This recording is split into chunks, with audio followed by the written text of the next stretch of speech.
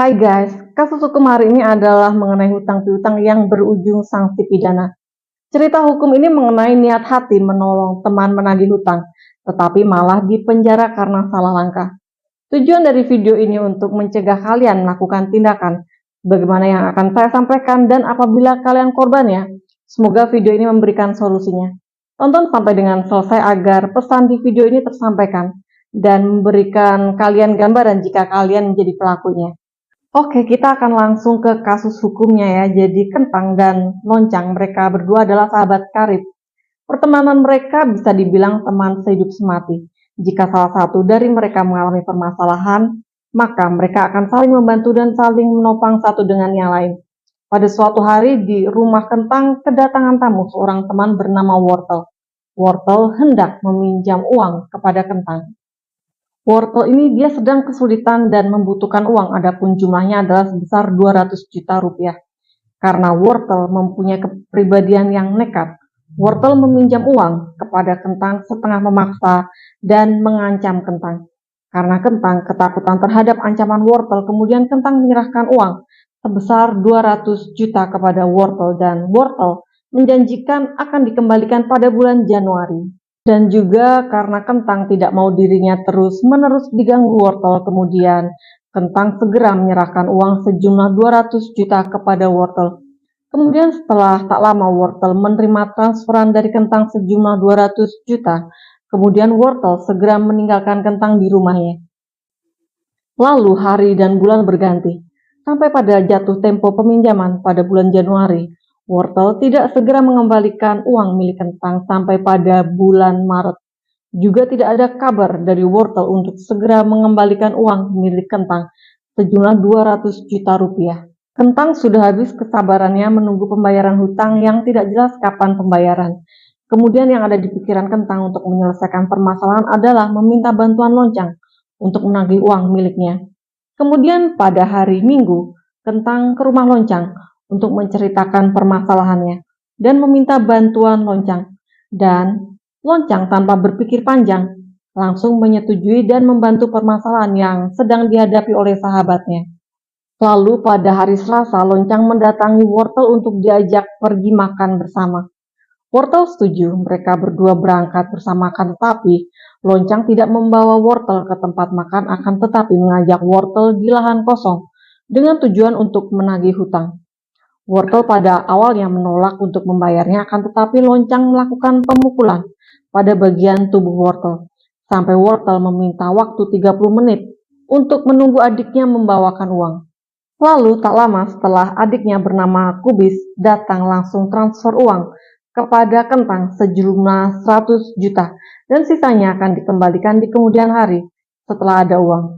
Sebelum Loncang meninggalkan Wortel, Loncang kembali melakukan pemukulan pada tubuh Wortel yang disaksikan oleh adiknya bernama Kubis.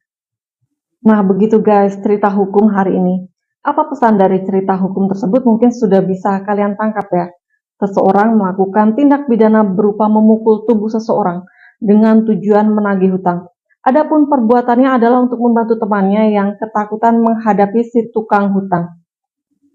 Apakah ada di antara kamu yang mempunyai pengalaman tersebut, atau mungkin kamu adalah pelakunya, atau mungkin kamu akan melakukan perbuatan tersebut? Eits, tunggu dulu ya. Jika kamu akan melakukannya, simak video ini sampai dengan selesai. Dengan tujuan kalian akan mendapatkan gambaran akan akibat dari suatu perbuatan. Lalu, apakah ada salah satu dari kalian adalah korban? Jika kalian adalah korbannya, semoga video ini memberikan manfaat dan solusi untuk kalian. Oke, kita sekarang akan menguraikan perbuatan yang telah dilakukan oleh Loncang ya. Apakah Loncang akan mendapatkan sanksi pidana? Kan Loncang hanya membantu temannya yang ketakutan dikejar-kejar oleh tukang hutang. Guys, berdasarkan pada pasal ini menjelaskan mengenai adapun unsur-unsur pidananya adalah sebagai berikut. 1. Unsur barang siapa. Yang kedua, unsur melakukan penganiayaan. Unsur pertama adalah unsur barang siapa ya. Berdasarkan pada cerita di video ini sudah jelas bahwa yang melakukan pemukulan adalah Loncang. Loncang adalah subjek hukum, bahwa setiap perbuatan yang dilakukan oleh Loncang dia wajib untuk bertanggung jawab, walaupun dalam hal ini Loncang membantu temannya yang mungkin dia sedang diancam. Akan tetapi di sini Loncang melakukan pemukulan pada tubuh wortel. Lalu unsur pidana yang kedua, bahwa berdasarkan fakta dan alat bukti diperoleh fakta bahwa pada hari Selasa Loncang mendatangi wortel untuk diajak pergi makan bersama. Wortel setuju, mereka berdua berangkat bersama, akan tetapi Loncang tidak membawa wortel ke tempat makan, akan tetapi mengajak wortel di lahan kosong dengan tujuan untuk menagih hutang. Wortel pada awalnya menolak untuk membayarnya, akan tetapi Loncang melakukan pemukulan menggunakan tangan pada bagian tubuh wortel, sampai wortel meminta waktu 30 menit untuk menunggu adiknya untuk membawakan uang. Lalu tak lama setelah adiknya bernama Kubis datang, langsung transfer uang kepada Kentang sejumlah 100 juta, dan sisanya akan dikembalikan di kemudian hari setelah ada uang.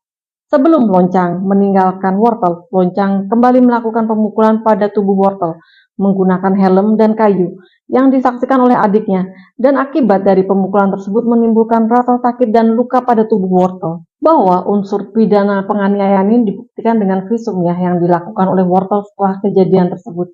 Dengan hasil terdapat luka memar disertai bengkak berwarna keunguan pada beberapa bagian tubuh wortel. Begitu guys. Nah, atas dasar dari bukti ini, unsur pidana kedua diduga telah terpenuhi ya guys. Pembahasan selanjutnya adalah mengenai alat bukti. Alat bukti yang digunakan Loncang adalah helm dan kayu yang digunakan sebagai alat untuk memukul. Selain itu juga adalah rekening bank untuk menunjukkan adanya transaksi, serta saksi adiknya wortel bernama Kubis. Selain itu juga adalah visum.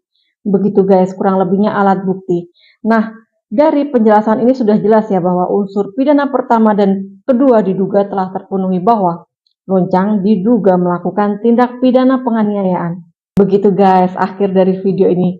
Membantu teman boleh-boleh saja, akan tetapi perhitungkan baik-baik untuk tidak sampai terjadi peristiwa di video ini dalam kehidupanmu. Semoga pesan di video ini tersampaikan dan semoga memberikan manfaat. See ya!